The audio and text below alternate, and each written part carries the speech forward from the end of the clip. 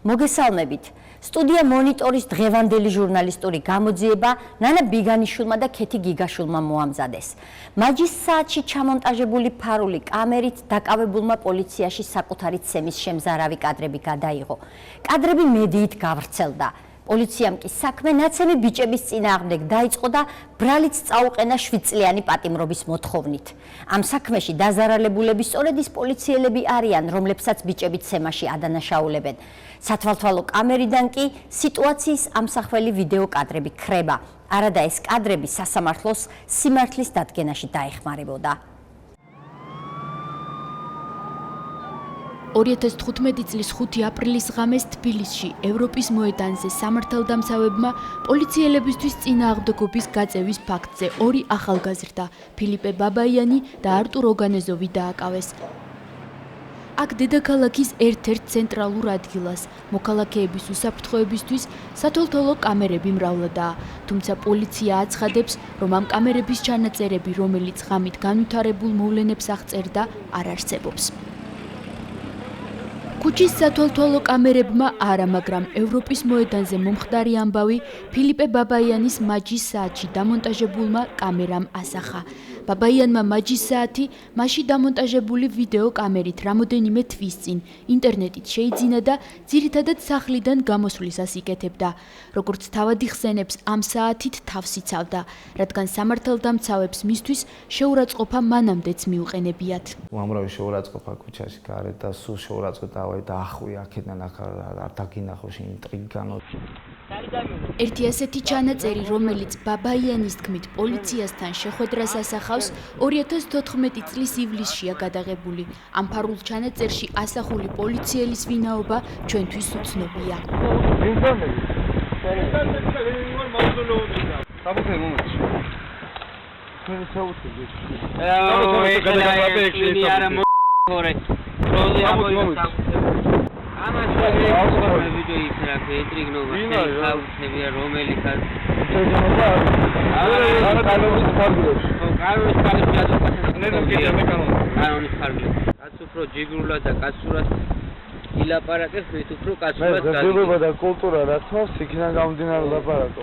სხვებსაც ექცევიან რატო?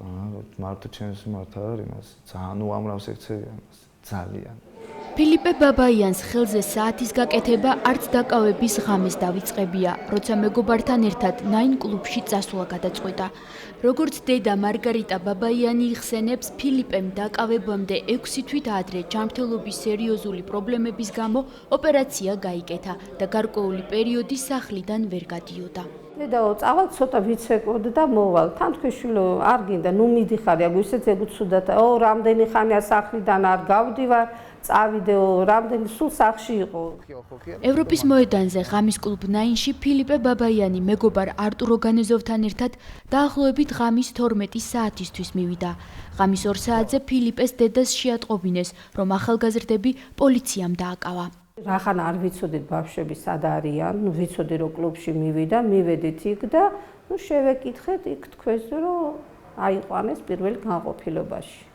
და იქიდან მივედით პირდაპირ ავედით პირველ განყოფილებაში. დაკავებულების მტკიცებით კონფლიქტი ღამის კლუბის საპირფარეშოში დაიწყო, სადაც ფილიპე ბაბაიანს მისთვის უცხო სტუმართან შელაპარაკება მოუვიდა. მესმის ესეთი ლაპარაკი ხმამაღალი ტონის საუბარი იმის, რომ საქართველოში მარტო ქართველებს გაუმარჯოსო და ხომ ასე არისო. ნუ გავხედე და ვკითხე, მე მეკითხები და ხო შენ გეკითხები ცოტა ესე აგრესიული ფორმით და მეთქი გაუმარჯოს ქართველებსაც და ყველა ერს მეთქი ორი ნაბიჯით გავეცალე და გაჩერდიო სადაურიხარო შენ მეთქი თბილისელი ვარ მეთქი წარმოშობით სადაურიხარო მეთქი სომეხი ვარ მეთქი და ეს ზიზღი დაეწყო სახეზე და ფუო თქვენიო ჯიშიო გავარტყი სილა როგორც ასეთი ჩხუბი ატყდა შემოვარდა ხალხი გაგვაშველა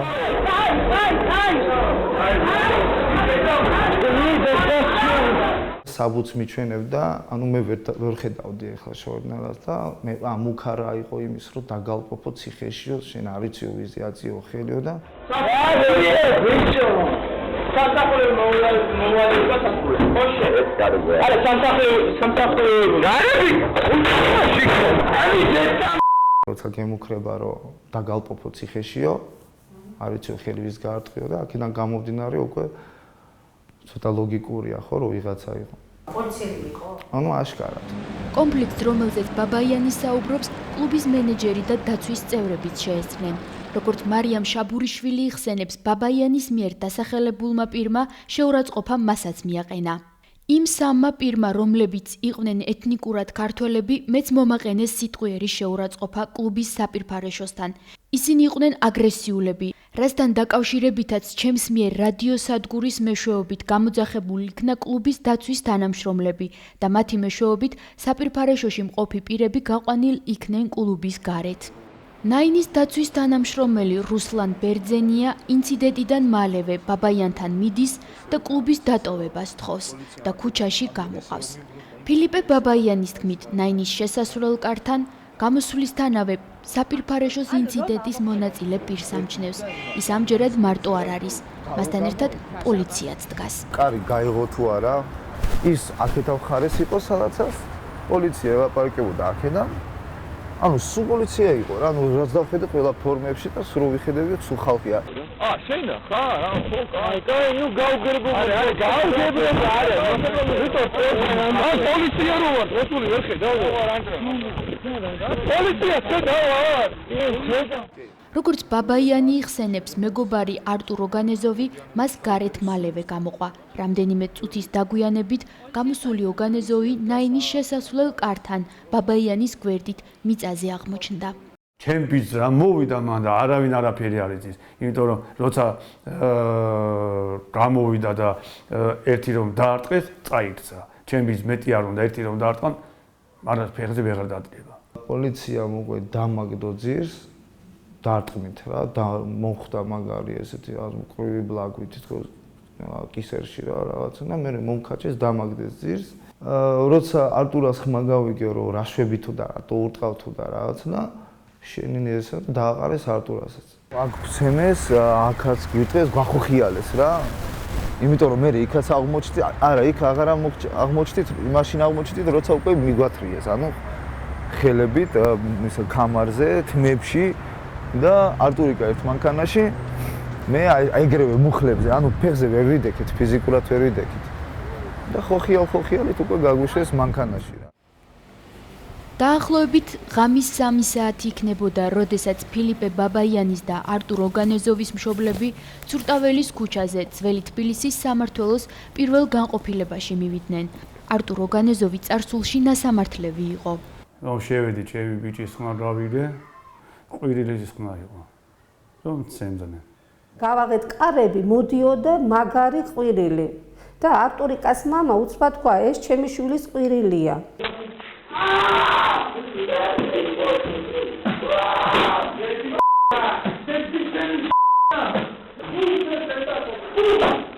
დავით სულაძე იყო, ვინც არტურას ცემდა და წამებდა. იმიტომ ვიცი, რომ ხმაზეც ჯერდა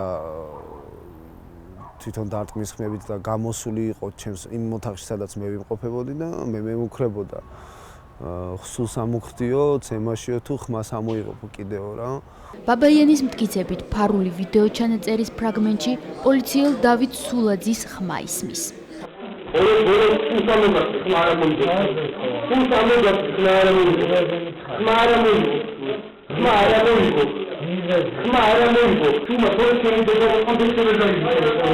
თუმცა ეს ნამდვილად სულაძის ხმაა თუ არა, საბოლოოდ მხოლოდ გამოძიებას შეუძლია დაადგინოს, რადგან გამოძიების ხელთაა ექსპერტიზის ყველა საშუალება, რაც ხმის ავტორის დადგენის საშუალებას იძლევა. შალვა ძმანაშვილი იყო ის, ვინც ყველაზე მაგრად გამიმეტა რა, ვინც ფეხებით და მუცელზე დადგომებით და ფეხებზე დადგომებით და ყელში დახრჩობებით და ფეხით.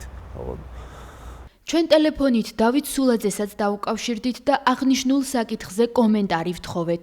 არტურ ოგანეზოვი ჩვენთან საუბარში აცხადებს, რომ თქვენ დაკავებისას მას ცემდით. იზიარებთ ამ ბრალდებას?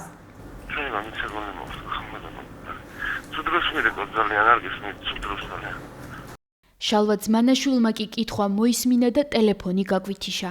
ადვოკატი ვასილ ოსეფაშვილი დაახლოებით ღამის 5 საათზე მშობლების თხოვნით პოლიციაში მივიდა და დაკავებულებს შეხვდა. ხედავ რომ სულ აშკარად ეტყობა უკვე ცემის კვალი. სულ გაწითლებული, ჩასისხლური შუბზე, ცხვირზე, თვალები გალუჯებული, ჩაწითლებული, ძალიან მძიმე მდგომარეობაში და მეთქი რა ხდება აქ. არტური ფიზიკურად ძალიან გაწითლებული სახე ჰქონდა აბსოლუტურად. ყრიმალები ჰქონდა დასიებული, ჩაწითლებული, ფეხზე ჰქონდა ჩასისხლული, დარტყმის კვალი ჰქონდა, ხელებზე, იდაყვებზე, აი შუბზე, ძალიან სახე ჰქონდა გაწითლებული და სულ აი ესეთი ეთყობა ახალი ნაცემი იყო წითდება და მე უკვე მოგესწრებათ რომ ლუჯდება, მე შავდება და ისე. სადღაც იქ იმყოფებოდნენ ალბათ 5-6 პოლიციელი. ზოგი ფეხზე იდგა, ფეხზე დამხვდა, ზოგი იჯდა ასე მდგომარეობაში და უცნაურია, როდესაც მე ვიკითხე რომ რატო უდარდება, ბრალდებულს ნახე რა მდგომარეობაში სამიზო შემოწმება, გასასვლელები იყვნენ ხმას არ იღებენ არც ერთი. მაშინ შევატყე რომ მეთქი აქ რაღაც იმიტომ არ უტარდებათ რომ ზეწოლა და ძალადობა მოხდა პოლიციის მხრიდან. ვასილ ოსეფაშვილს დაკავების და პირადი ჩხრეკის ოქმები, ასევე მათი პირადი ნივთები გადასცეს. მათ შორის ფილიპე ბაბაიანის მაჯის საათი. სწორედ მაჯის საათში დამონტაჟებული ვიდეოკამერით გადაღებული მასალის ნახვის შემდეგ ახლობლებმა შეიტყვეს, რა მოხდა პოლიციის განყოფილებაში. ფარული კამერით გადაღებული ვიდეომასალა დაკავებულების ადვოკატმა სასამართლოშიც წარადგინა. აღკვეთ ღონისძიებად მოსამართლე არსენ კალატოზიშვილმა ბაბაიანს და ოგანეზოვს წინასწარი პატიმრობა შეუფარდა. ბაბაიანის და ოგანეზოვის სამედიცინო ექსპერტიზა პატიმრობის შეფარდებიდან მეორე დღეს 8 აპრილს დაინიშნა. დასკვნის მიხედვით ორივე დაკავებულს მთელ სხეულზე მრავლობითი დაზიანებები აღენიშნებოდა. უკვე მერვე საპყრობილის პატიმრებმა ბაბაიანმა და ოგანეზოვმა პროკურატურას დაპატიმრებიდან მალევე განცხადებით მიმართეს. ბრალდებულები გამოძიებისგან დაკავებისა და ცემის ფაქტების შესწავლას ითხოვდნენ. მოვითხოვეთ რომ დაეწყო გამოძიება, ხომ არ არის მართლაც და შესაძლო წამების ფაქტები, ან არაადამიანური მომყრობა. ამაზე მიმდინარეობს გამოძიება. ანუ ეხლა ველოდებით რა ჯერჯერობით არაფერი რეალური სხვა ეტაპი, ანუ სხვა რამე რომ დევნა განხორციელებულიყო რომელიმე პოლიციელის მიმართ ესეთი შედეგი ჯერჯერობით არ გვაქვს. უკვე 6 თვე გავიდა, რაც პოლიციის განყოფილებაში გადაღებული ვიდეომასალა გამოძიებას გადაეცა. პროკურატურას იმ პირის ფოტოც მიაწოდეს, ვინც ბაბაიანს მისივე თქმით სამსახურეობრივი საბუთით ემუქრებოდა.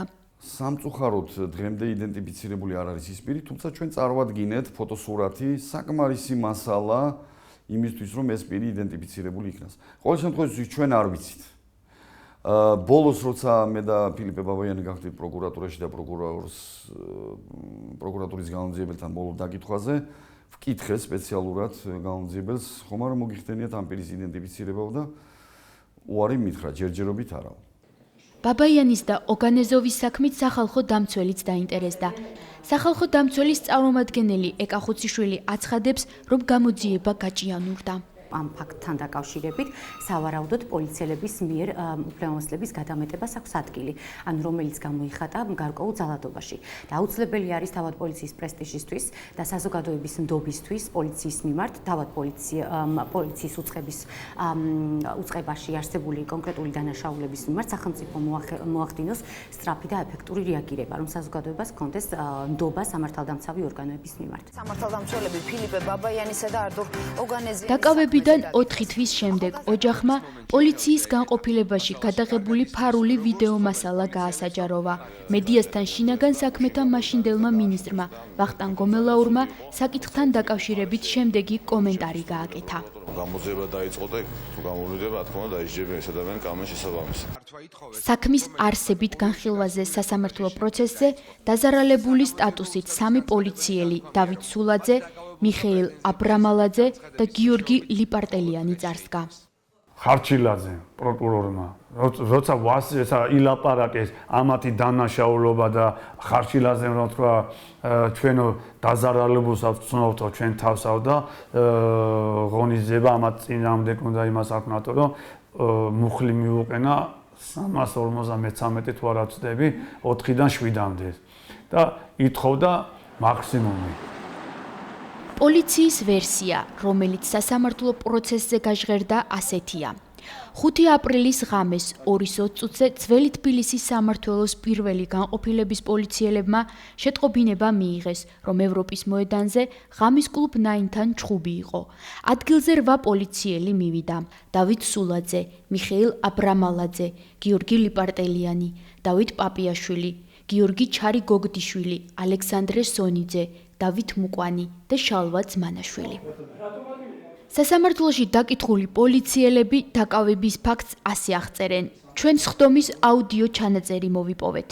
5-6 პიროვნება სიტყვიერ და ფიზიკურ შეურაცხყოფას აყენებდნენ ერთმანეთს. ორი პიროვნება გამოიყო ამ ჯგუფს და დაგვიწყეს შეურაცხყოფის მოყენება რა, რომ რატომ მოხვედით, ჩვენ თვითონ გავარკვევთ ერთმანეთში, ვინ დაგიძახათ. ამის შემდგომ გადაიზარდა უკვე შემდგომ აგრესიულად ისქნეს რა, ანუ დაიწყეს ჩვენს მიმართ სიტყვიერი შეურაცხყოფები, კონკრეტულად დედის მისამართით იყო გინებები. ასევე როგორც შემდგომ გავიგე ეს არტურ ოგანეზოვი ხელი დამარტყა კისრის არეში და კერდის ტერიტორიაზე. პოლიციის ვერსიას, როგორც ზემოთ ვნახეთ, დაკავებულები კატეგორიულად უარყოფენ. რეალობის ამსახველი ვიდეო ჩანაწერის მოპოვება კი ევროპის მოედანზე დამონტაჟებული სათვალთვალო კამერებიდან შეიძლებოდა. თუმცა კამერების სიმრავლის მიუხედავად, პროკურორ ლაშა ხარშილაძის მიერ დღემდე სასამართლოში წარდგენილი მტკიცებულებების სიაში არც ერთი ვიდეო ჩანაწერი არ არსებობს. მათ შორის არ არის ამოღებული ვიდეო ჩანაწერი 9 კლუბის შესასვლელში დამონტაჟებული კამერიდანაც.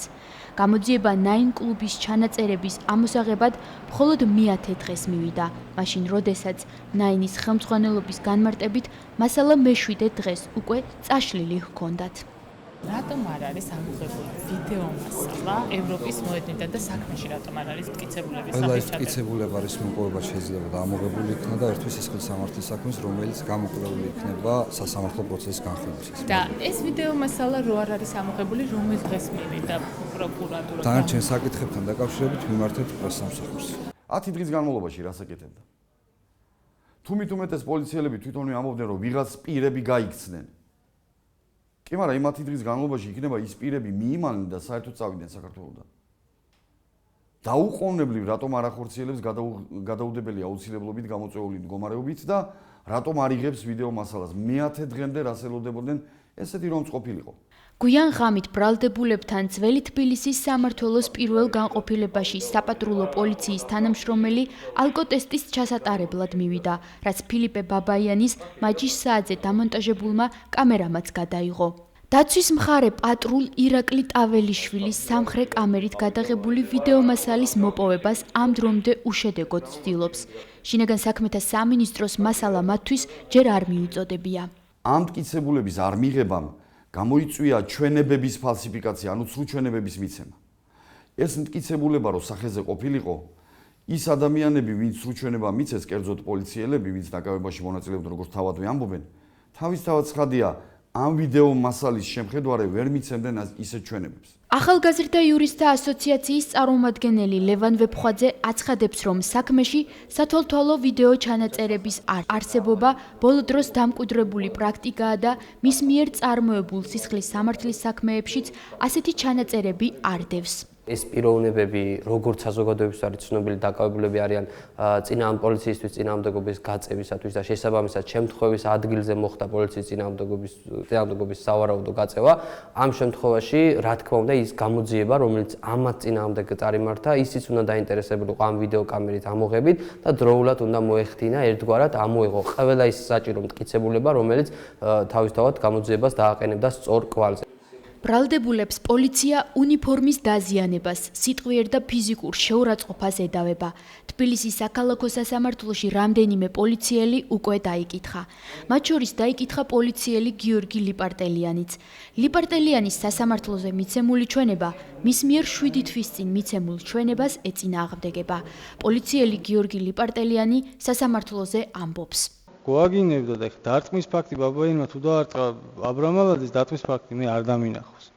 არადა 7 თვის წინ გამოძიებისთვის მიცემულ ჩვენებაში ლიპარტელიანს ნათქვამი აქვს, რომ ბაბაიანმა სიტყვიერი და ფიზიკური შეურაცხყოფა მიაყენა მიხეილ აბრამალაძეს, რა დროსაც მიხეილს შუბლზე მიაყენა სხეულის დაზიანება და მასაც დაუზიანა სამსახურეობრივი ხურთუკი. ის თავარი მოწმე უარყოფს ბაბაიანის მხრიდან დანიშნული შადე. რაც გამოძიებას მისცა ჩვენება, ყველაფერი ძირითადი საკონტროლო მომენტები უარყო.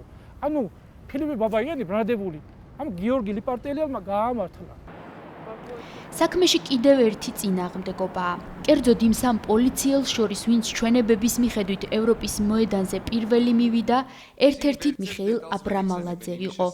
ნაინთან მისვლის მიზეზად სასამართლოზე 112-ში შესული შეტყობინება დაასახელა.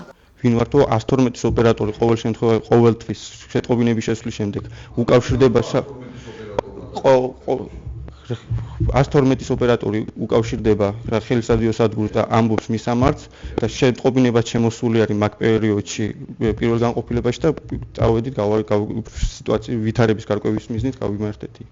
სტუდია მონიტორმა ფაქტი 112-ში გადაამოწმა. პასუხად მივიღეთ, რომ 5 აპრილს ევროპის მოედნიდან კლუბ 9-ის მიმდებარედ შეტყობინება საპატრულო პოლიციის გამოძახების შესახებ მათთან არ დაფიქსირებულა. აღნიშნული მოწმეები რეალურად ამბავს იგონებენ, რომელიც ლაბირინთებში თვითონ იკარგებიან. თქვენ სცემეთ?